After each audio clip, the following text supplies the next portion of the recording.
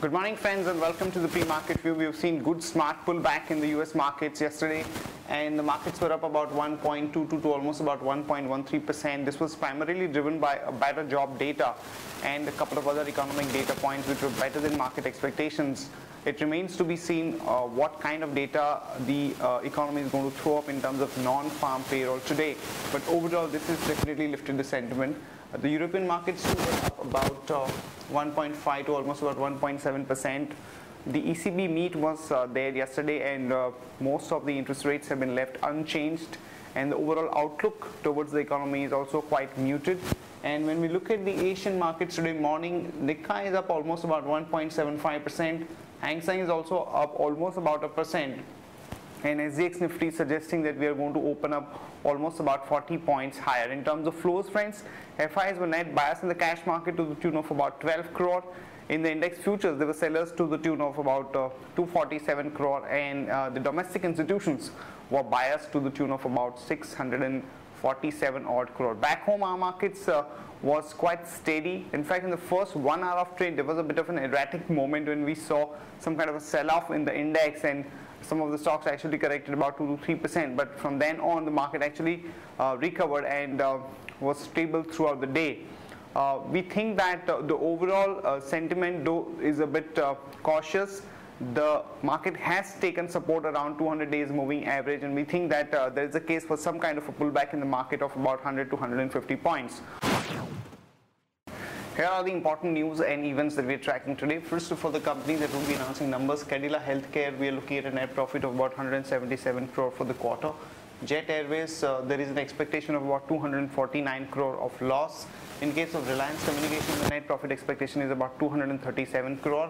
And Sun TV, we are looking at a net profit of about 189 crore. It remains to be seen what kind of growth they are able to throw up in terms of their ad revenue, which has been dragged in the past couple of quarters. Tata Power, we are looking at a net profit of about 200 crore.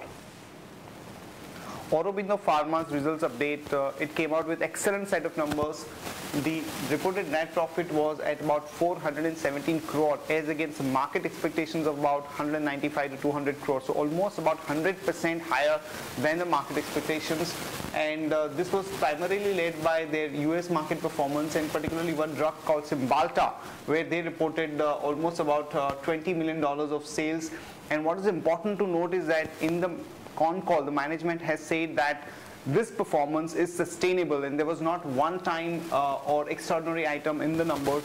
So there is going to be a significant revision in the growth expectations of the market over the next 1 or 2 years, and this stock could react very positively to their numbers in today's market.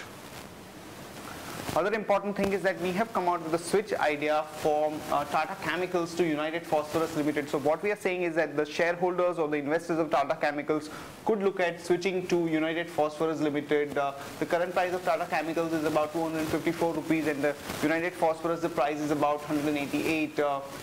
Let me quickly run you through why we have turned negative on Tata Chemicals. There are 3 reasons, friends. One is that the muted earnings growth is likely over the next 2 years, and the core business division is facing tough environment because of the slowdown that we are seeing in their products, etc. And given all these reasons, we think that the stock could underperform over the next 1 or 2 years. At the same time, why do we like United Phosphorus?